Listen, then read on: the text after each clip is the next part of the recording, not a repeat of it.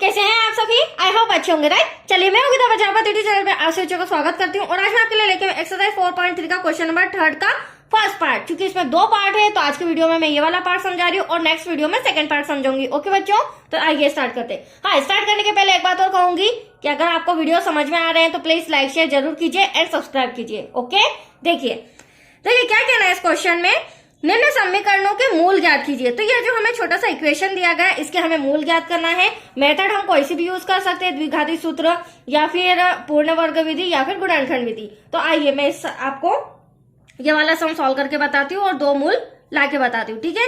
अब आप सम देखिए, x minus 1/x equal to 3 comma x not equal to 0। तो पहले मैं बता दूं इसका कोई सम में यूज नहीं है तो आप कंफ्यूज मत होइएगा, हमें मतलब है इस समीकरण से, ठीक है। अब ये जो समीकरण दिया गया है ये प्रॉपर नहीं है, इनकम्प्लीट है। क्योंकि हमारा द्विघात समीकरण क्या होता है पहले मैं आपको वो बता देती हूँ। हमारा द्विघात समीकरण होता है बच्चों x square plus b x plus c equal to में 0। ये होता है हमारा द्विघात समीकरण, राइट। अब आप देख सकते हैं सम के अंदर ये हमें प्रॉपर दिया हुआ नहीं है, डिवाइड में दिख रहा है, आपको नजर आ रहा है डिवाइड में। तो हमें ये बट्टा सॉल्व करना होगा।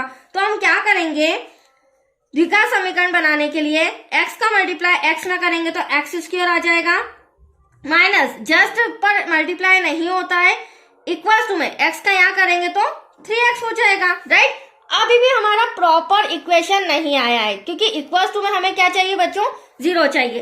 तो एक्स स्क्वायर प्लस का 3x इधर आके माइनस का हो जाएगा, माइनस का 1 उसी प्लेस पर रहेगा और इक्वल टू में आ जाएगा 0। अब हम कह सकते हैं ये हमारा द्विघात समीकरण है।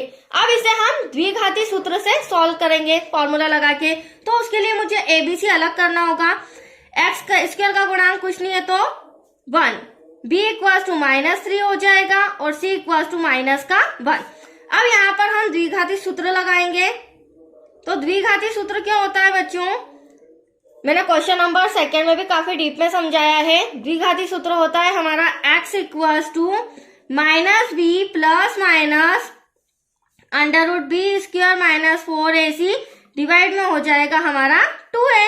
तो देखिए मैंने पहले ही एबीसी अलग कर लिया है, अब हम इसमें वैल्यूज पुट करके 2 मूल फाइंड करेंगे, राइट। तो देखिए x इक्वल टू b का मान क्या है -3, लेकिन हमें फॉर्मूले का माइनस अलग दे रखा है, ये भी आप ध्यान रखिएगा, ठीक है। ये फॉर्मूले का माइनस है और b की वैल्यू क्या है -3। बच्चे बस a की माइनस लगाते हैं जिससे उनका आंसर नहीं आ पाता है। प्लस माइनस दी एंड तक हमारा ऐसे ही चलेगा। अब b का मान वापस से हमारा क्या हो जाएगा, -3 का होल स्क्वायर -4 ऐसा का ऐसा, a के प्लेस पर आ जाएगा बच्चों 1, c के प्लेस पर आ जाएगा माइनस का 1। तो यहाँ तो कोई डाउट आपको, डिवाइड में आ जाएगा हमारा 2 और a के प्लेस पर आ जाएगा 1।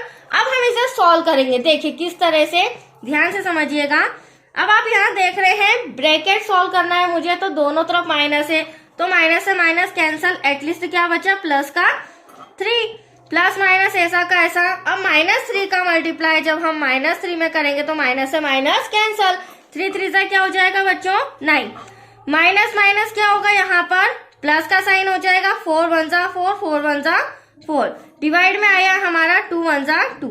अब आप देख सकते हैं अगले स्टेप हम प्लस करेंगे, देखते हैं स्क्वायर रूट आ रहा है या नहीं आ रहा है। तो यहाँ पर हो जाएगा बच्चों 3 plus x equal to 3 plus minus √ में 9 और 4 कितना हो जाएगा 13, डिवाइड में आएगा हमारा 2।